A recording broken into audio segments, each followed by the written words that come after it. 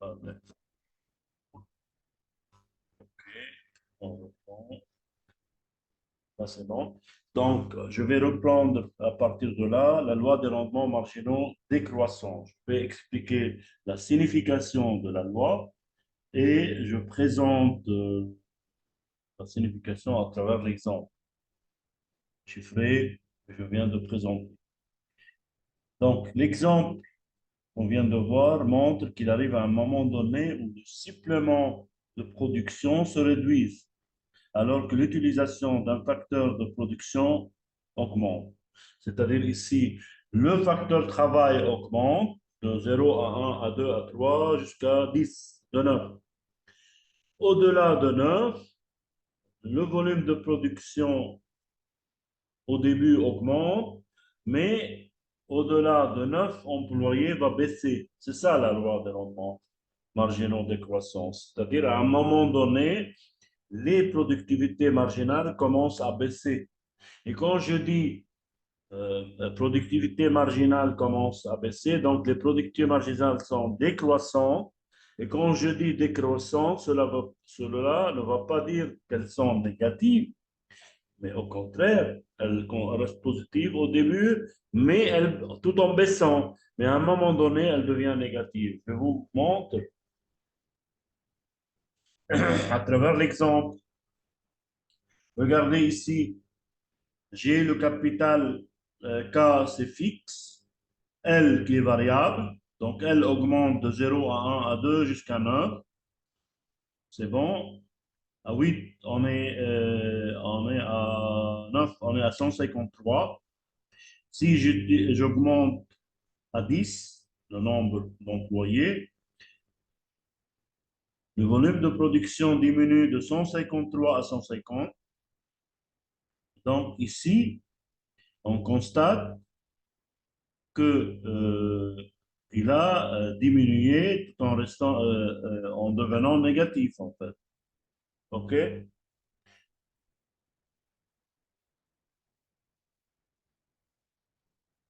Donc, quand la quantité de travail utilisée est petite et que le capital est fixe, c'est le cas de notre raisonnement, la production augmente sensiblement parce qu'un plus grand nombre de travailleurs permet une spécialisation de chacun dans des tâches précises. Donc, leur productivité marginale augmente. Donc, on va voir la productivité marginale et non pas le volume de production. Allez, productivité marginale. Donc, pour parler, pour comprendre la loi des rendements marginaux décroissants, eh ben, on constate que la productivité marginale, dans un premier temps, augmente de 0 à 15, de 15 à 25, de 25 à 29, de 27, de 29. Au-delà de 29, elle commence à baisser à 27, à 24, à 18. Ici, la loi des rendements est décroissante. Ça veut dire, elle baisse jusqu'à 1. Et après, elle passe de 1 à moins 3, à moins 7, à moins 10, devient négative. Donc, la loi de rendement est décroissante entre 29 et 1, ça veut dire entre 3 salariés et 9. Par contre, devient négative au-delà de 9. Elle devient moins 3, moins 7, moins 10. Donc, quand je dis loi des rendements marginaux, loi des rendements marginaux décroissants, cela ne va pas dire que les rendements sont négatifs. Elles diminuent progressivement, mais au-delà d'un certain niveau de L, elles deviennent, les rendements deviennent négatifs. OK? Quand la quantité de travail utilisée est trop grande, par exemple, je passe de 9 à 10, certains deviennent inefficaces, certains employés deviennent inefficaces et la productivité marginale diminue. Donc, il faut faire attention que lorsqu'on embauche, il faut embaucher juste le nombre qui permet de maximiser le profit, qui permet de maximiser le volume de production, d'obtenir une production maximale. Par contre, il faut faire attention à l'évolution de productivité marginale, parce que lorsque les productivités marginales, cela veut dire les rendements marginaux deviennent négatifs, là, c'est grave. Décroissance, c'est normal, mais à un moment donné, il faut faire gaffe au signe de productivité marginale. Donc, c'est la loi de rendement décroissant. Cette loi s'applique à court terme quand au moins un facteur de production est fixe. Donc, c'est qui est notre cas actuel. Bon, on raisonne à court terme avec une fonction de production à une seule variable. Mais attention, remarque, ne pas confondre rendement marginaux décroissant et rendement négatif. La production additionnelle peut baisser alors que la production totale augmente. Ça veut dire que la productivité marginale diminue au fur et à mesure qu'elle augmente, mais le volume de production donne l'impression qu'il augmente. Regardez. Ce que je viens de dire ici, que la production augmente de 0 à 15, à 40, à 69, à 96, à 120, à 130. Ici, le volume augmente progressivement jusqu'à 9, alors que la productivité marginale, qui donne une idée sur la loi des rendements, elle augmente de 15 à 25 à 29, après elle diminue progressivement jusqu'à 1, après elle devient négative, vous voyez? Donc ici, elle augmente, le volume augmente, par contre la productivité marginale diminue dans un premier temps, baisse dans un premier temps et devient négative après, au-delà d'un certain niveau. Donc il faut faire attention qu'il y a une distinction entre rendements marginaux décroissants et rendements marginaux négatifs. Alors, la loi de rendement s'applique pour une technologie donnée. Si la technologie de production évolue, il en résultera un déplacement de la courbe de production. On peut produire plus avec les mêmes inputs. La productivité du travail peut augmenter à la suite des progrès technologiques, même avec des rendements marginaux décroissants. Ici, on va transiter, on va passer à l'effet de la technologie, à l'effet de l'utilisation de la technologie dans la fonction de production, et on va passer d'une fonction d'un facteur à une fonction à deux facteurs. C'est ça l'idée. Donc, regardez, lorsque j'utilise la technologie, ici, on passe du volume de production au 1, la courbe au 1, au volume au 2, au volume au 3. Donc ici, on passe de A à B à C. Tout à l'heure, A et B, C, c'était sur la même courbe. Ici, on a trois courbes différentes. Donc ici, la productivité du travail augmente grâce à l'effet technologique. Donc passons maintenant à la production à deux variables. Donc on va analyser la même chose, mais au lieu d'une fonction à une seule variable, on va utiliser une fonction à deux variables. Donc ici, on passe à l'analyse à long terme et on va considérer que les facteurs sont variables, K et L sont variables. Donc ici, on va calculer la productivité marginale du capital, la productivité marginale du travail et on va raisonner aussi sur la productivité marginale totale qui est égale aux deux.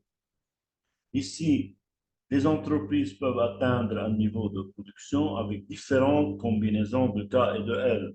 Donc ici, on ne focalise pas uniquement sur L, donc la fonction, mais sur K et L en même temps, car K n'est plus K fixe, mais devient variable comme L. On va voir le comportement de K et de L et leur impact sur la fonction de production, sur le volume et sur les productivités moyennes et marginales. Donc ici, on va avoir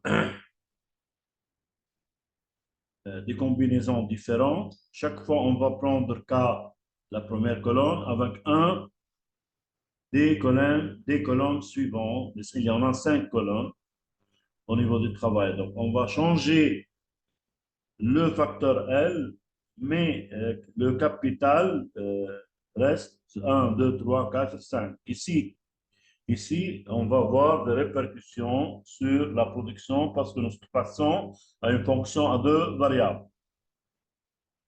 Alors, on va comprendre comment se trace la courbe de volume de production et comment on va maximiser l'utilité du producteur. Alors, raisonnons sur le cas d'une fonction de production à deux variables.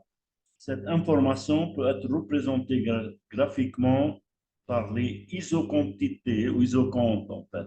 Isocompte, il faut bien retenir ce terme. Isocompte, iso c'est même et compte, quantité. Les mêmes quantités, c'est en fait le niveau de production du programme, c'est le volume de production. Une isocompte est une courbe qui relie toutes les combinaisons permettant d'atteindre le même niveau de production. Et comme on a vu chez le consommateur, ou dans le cadre du chapitre consommateur, on a vu la courbe d'indifférence, ici on voit isocompte, c'est le même niveau de production pour toutes les combinaisons possibles entre K et L. Donc, chaque fois qu'on combine, on modifie les combinaisons entre K et L, on atteint toujours le même niveau de production. C'est ça les isocomptes en fait. C'est le lieu géométrique des points, c'est la courbe qui lie ou relie toutes les combinaisons possibles des facteurs de production. Eh bien, ces combinaisons des facteurs permettent d'atteindre le même niveau. Et ce même niveau, c'est la courbe d'Isocompte. Les courbes sont tracées en continu pour considérer des quantités des facteurs parfaitement divisibles. Donc ici, on ne raisonne pas dans le cas de discontinu, on raisonne dans le cas de continu. Les quantités sont divisibles et la fonction de production la fonction est tracée par une courbe continue. Remarque, deux combinaisons de facteurs différents peuvent peuvent donner le même output. Récolte du raisin pour le vin ou paiement en caisse. Alors, regardez. Ici, on a la quantité Q1 et on a deux combinaisons A et D. Le premier cas, on utilise 3 unités de travail par mois et une unité de capital par mois. 3 et 1 donnent la combinaison de le panier, si vous voulez, comme le panier de consommation, donne B. Et A, on passe de 3 à 2 à 1 et on passe de 1 à 3. Donc, si je diminue le travail de 3 à 1 et j'augmente le capital de 1 à 3. Et en modifiant cette composition, je passe de D à A. Or, que ce soit au niveau de D, que ce soit au niveau de A, je suis toujours sur la courbe d'Isocompte Q1 égale 55. Donc ici, évidemment, je suis indifférent entre A et D. Pourquoi? Parce que les deux combinaisons, les deux points me donnent le même niveau de production Q1. Si j'augmente le volume de production, si j'augmente les facteurs de production, je passe à Q2 égale 75. Donc ici, je vais, si je continue à augmenter, je passe à Q3 égale 90. Donc plus K et L augmentent, plus j'augmente les facteurs de production, plus la courbe s'éloigne. Ça veut dire que le volume de production augmente jusqu'à un moment donné, on va atteindre le niveau maximal. Donc ici, Q1 égale 55 peuvent être obtenus en utilisant 3K et un L, ou un L et 3K, comme je dis, hein, comme je viens d'expliquer A et D. Je continue, si j'augmente, j'utilise 2 de travail et 3 de capital, je passe à B. Si j'utilise 3 et 3, je passe à C, ainsi de suite. Donc ici, quelle est la différence entre Q1, Q2 et Q3? Ben, Q1, c'est le niveau de production, c'est isocompte niveau Q1. Q2, c'est isocompte Q2. Q3, c'est isocompte. Donc, Q2 est préféré à Q1. Q3 est préféré à Q2, puisque c'est le plus loin possible. Donc, il vaut mieux choisir le niveau le plus élevé possible par rapport au point 0,0. Alors, ici, les rendements marginaux décroissants, on va raisonner pour comprendre le rendement marginal décroissant dans le cas d'une fonction de production à deux variables. En maintenant l'autre facteur constant, chaque unité supplémentaire d'un facteur permet de produire une quantité de moins en moins importante. Ça veut dire que plus, tout à l'heure, comme on a vu, plus elle augmente, plus la productivité augmente, jusqu'à un certain niveau, elle va diminuer. C'est ça le problème. C'est ça l'idée. En maintenant la quantité de capital constant à 3, en augmentant la quantité de travail de 0 à 1, puis à 2, puis à 3, on voit que la production augmente à un taux décroissant. On passe de 55 à 20 à 15. Donc, parce que en raison des lois des rendements marginaux décroissants du travail.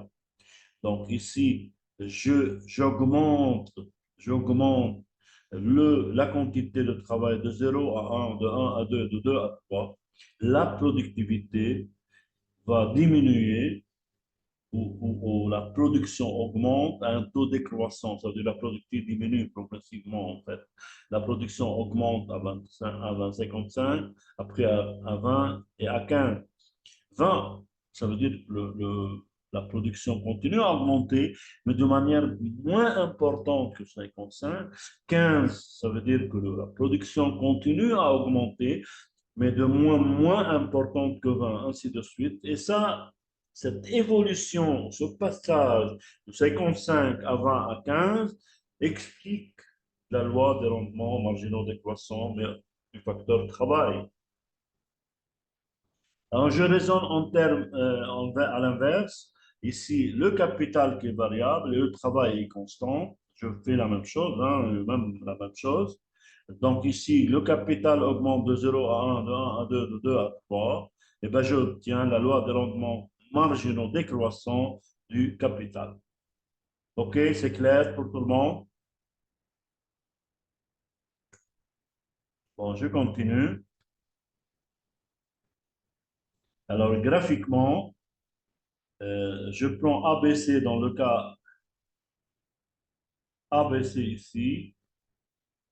Le capital est constant, hein, égal à 3. Le travail, je passe de 0 à 1, de 1 à 2, de 2 à 3. J'obtiens le C. Ça, dans le premier cas. Dans le deuxième cas, le travail qui est constant est égal à 3. Et j'augmente de L de 0 à 1, de 1 à 2, de 2 à 3. Donc, si j'arrive à prendre C dans les deux cas. C'est pour ça les deux sont en rouge. OK? Donc, comme on a parlé de TMS dans le cas du consommateur et on a substitué entre les facteurs, entre les deux quantités de production pour rester au même niveau de consommation. Ici, on va parler de TMST, c'est le taux marginal de substitution technique. Alors, c'est quoi exactement? C'est le fait de recomposer K et L de telle manière que le volume reste au même niveau. Voilà. Ici, par exemple, A et D hein, sur la courbe, et le fait de passer de 3, de D, par exemple, 3 et 1 à 1, 3 au point A, il y a un TMST. Mais on est toujours sur le même niveau que 1. Donc, le TMST, c'est le rapport de variation. Et comme on a fait dans le cas du consommateur, c'était moins dy sur dx, ici moins delta k sur delta l, c'est la même chose. OK? Il faut faire attention. C'est la même définition, mais au lieu de parler de x1, x2 ou de y, ici on parle de k et de l. Toujours k, c'est le facteur, l'axe des ordonnées, K, et L, axe des abscisses dans cet exercice. Donc, delta K sur delta L, avec un signe moins, c'est le DMST. Alors, si vous voulez,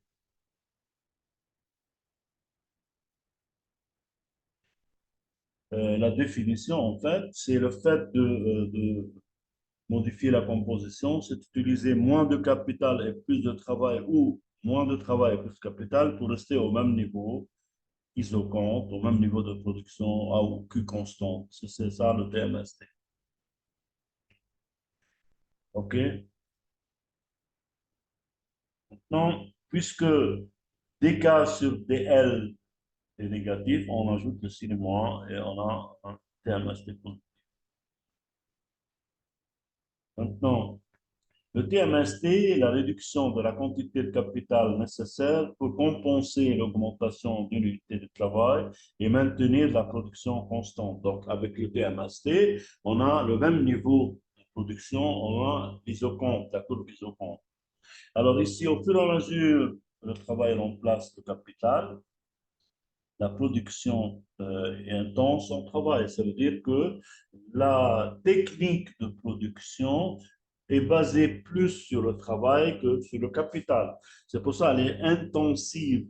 Elle utilise plus de travail que de capital. Ben, dans ce cas, la productivité du travail va diminuer, la productivité du capital va augmenter. On a besoin de moins en moins du capital pour maintenir le niveau de production inchangé. La pente est raide de l'isocompte est raide. Regardez graphiquement, ça donne quoi exactement? Donc ici, on passe d'un point à un autre et on arrive au même niveau de Q2. OK? Alors, si vous raisonnez entre deux points sur la même courbe, ou trois points, si on a un, deux, trois points, et là, on a quatre et même cinq points, on passe chaque fois d'un point à un autre en restant toujours au même niveau de quantité Q2 égale 75. Donc ici, la pente négative mesure le TMST qui décroît lorsqu'on glisse le long de l'isopente en augmentant le travail.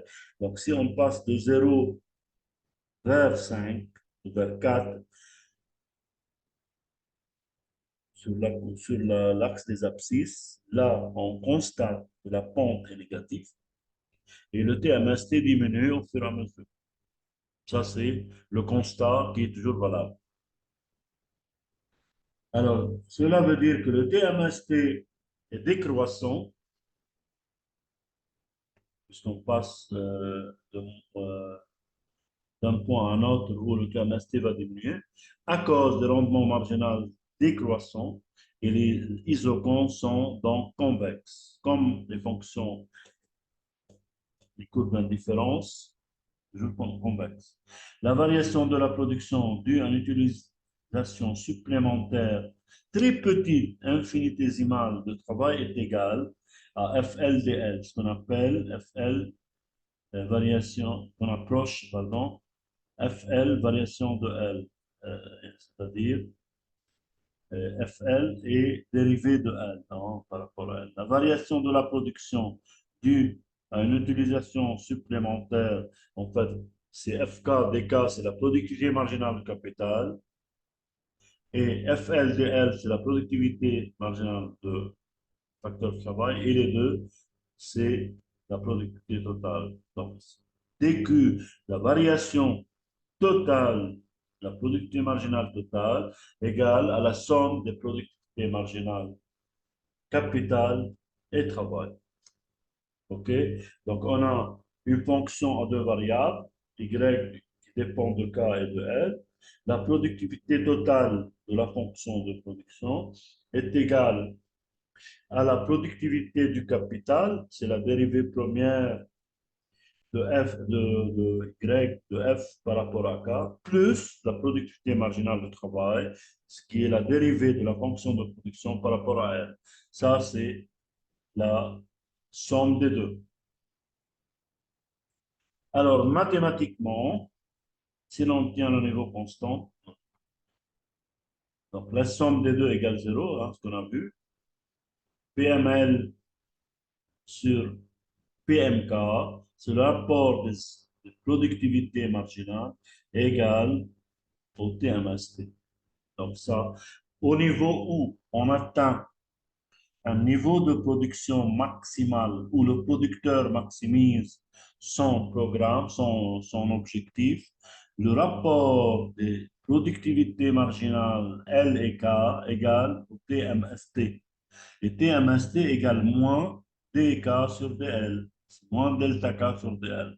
Toujours, c'est toujours valable. Comme dans le cas du consommateur, le rapport des utilités marginales des deux biens, X et Y, égale au TMS, ici, le rapport des utilités marginales des deux facteurs K et L égale au TMST. C'est clair? Est-ce qu'il y a des questions? Non, merci, docteur. Tout est clair. Ok, merci. Je continue.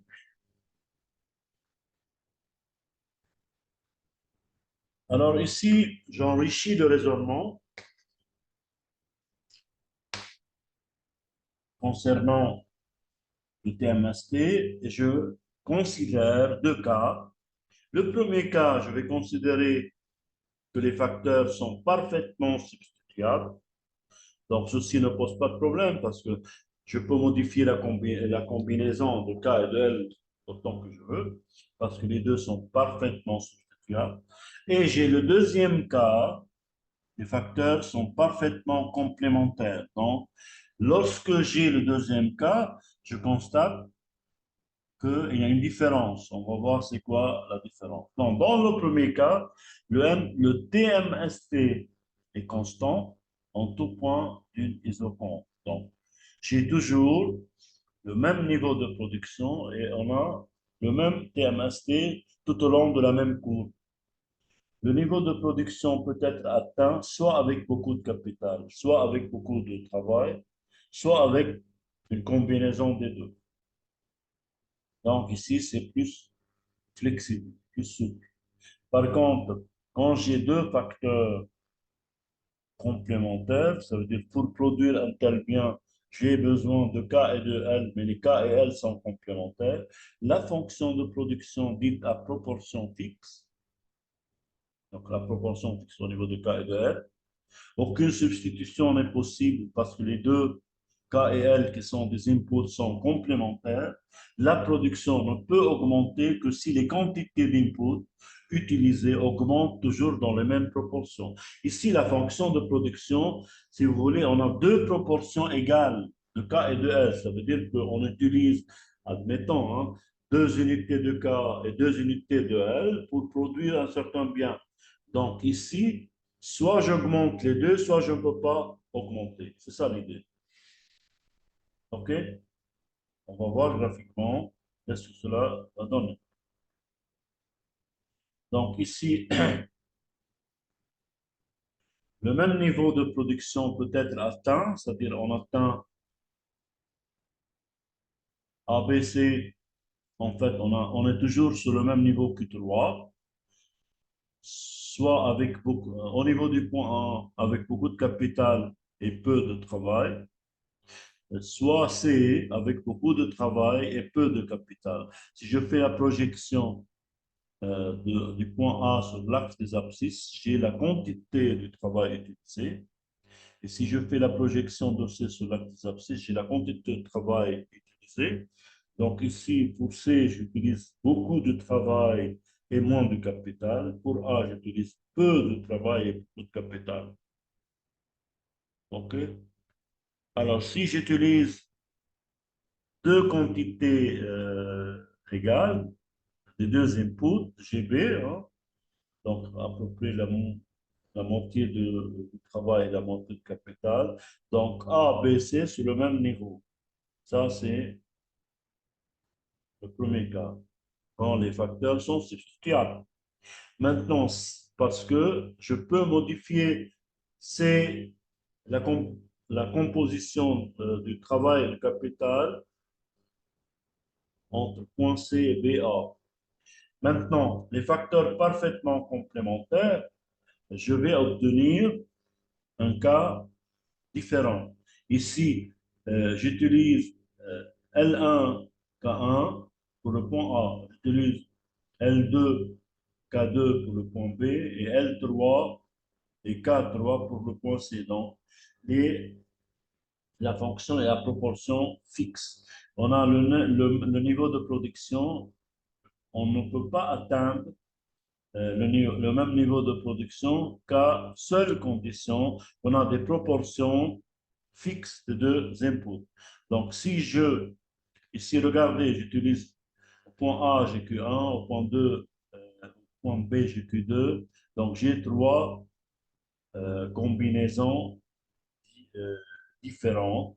Alors, dans le premier cas où les deux facteurs K et L sont substituables, je suis au même niveau de la courbe, au même niveau de quantité, au même niveau de production. Pardon, ça veut dire que j'ai la même quantité de production. Par contre, dans le deuxième cas où les facteurs sont substituables et les facteurs ne sont pas à proportion fixe, j'utilise des niveaux différents. J'obtiens, pardon, des niveaux différents. Donc, pour rester au même niveau, je dois pour rester au même niveau de l'isochrone, je dois utiliser des inputs à proportion égale. Même entre A et B et C, les mêmes quantités de L et de K. C'est clair?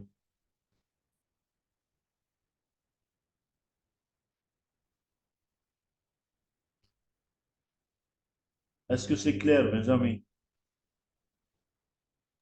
Oui, Super. docteur, merci. Je passe au rendement d'échelle. Alors, c'est quoi le sens de rendement d'échelle?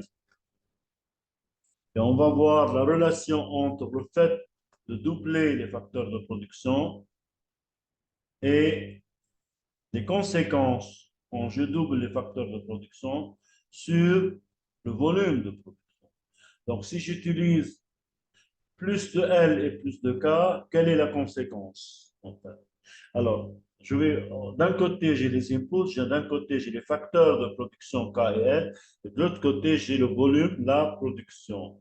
Si j'augmente L et K, la conséquence, et le volume de production qui augmente, on parle des rendements d'échelle.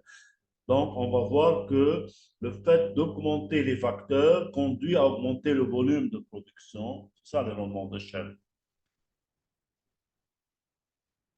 Alors, j'ai trois cas. Si j'utilise plus de L et de K à un certain niveau 2, le volume de production peut augmenter plus, admettons 3. J'ai rendement d'échelle croissant. Si j'augmente 2 le facteur de travail et le volume de production augmente de 2, donc les rendements d'échelle sont constants. Si j'augmente les rendements d'échelle, c'est-à-dire les inputs de 2 et le volume augmente de 1, les rendements d'échelle sont décroissants. Donc j'ai trois cas euh, en fait trois cas qui mettent en évidence la relation entre la production et les facteurs de production. Alors, les rendements d'échelle, comment sont définis? Ben, tout simplement, les rendements d'échelle sont les taux auxquels la production augmente lorsque les quantités des facteurs augmentent dans les mêmes proportions. OK? Donc, ici, les rendements d'échelle peuvent être croissants, décroissants et constants. Rendement d'échelle croissant, c'est quand la production fait plus que doubler les facteurs, euh, fait plus que doubler si on double les facteurs. Ça veut dire on augmente K et L de 2, mais le volume de production augmente au-delà de 2, c'est le rendement d'échelle décroissant. Si j'augmente, euh, ça, comme je viens de dire, hein, si j'augmente le double les facteurs de production et j'obtiens le volume augmente de 1, décroissant ou les mêmes. Alors, dans le cas de rendement d'échelle croissant maintenant, le niveau de production est plus élevé et ce niveau fait baisser les coûts. Pourquoi on fait baisser les coûts? Parce que plus on utilise des facteurs de production, plus on gagne davantage au niveau volume, on a plus de volume de production.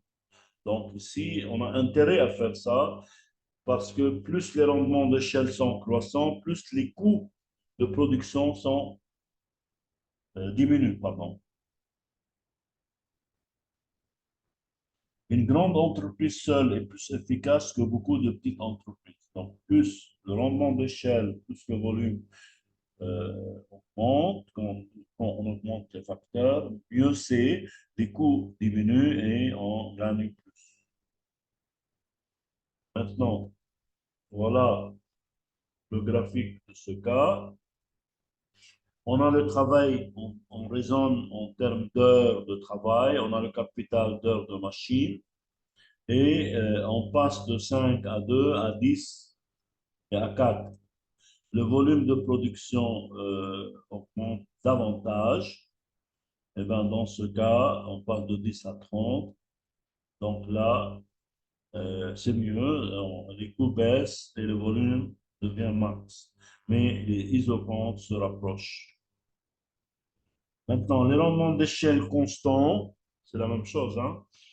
Toujours, on double, la production double lorsqu'on double tous les facteurs. Donc, on multiplie les deux facteurs par deux, le volume de production augmente par deux. Ici, la taille opérationnelle, c'est-à-dire le fait de doubler les facteurs de production, n'affecte pas la productivité. Le nombre d'entreprises est indifférent. Et ici, les isocomptes sont équidistants au même niveau de distance. Puisqu'on passe de 2, 5 à 10 et 4, on passe de 10 à 20. C'est-à-dire si je multiplie L, le nombre d'heures de travail par 2, et K par 2, de 2 à 4, le volume de production augmente de 10 à 20. Et si je passe de 10 à 15, de 4 à 6, je passe de 20 à 30. Donc ici, la distance entre 10 et 20 est 3 équidistants. Ok, je vais m'arrêter. On prend une pause de 10 minutes et on reprend pour terminer. Ok? Parce que là, c'est moins d'une minute. Allez, à tout à l'heure.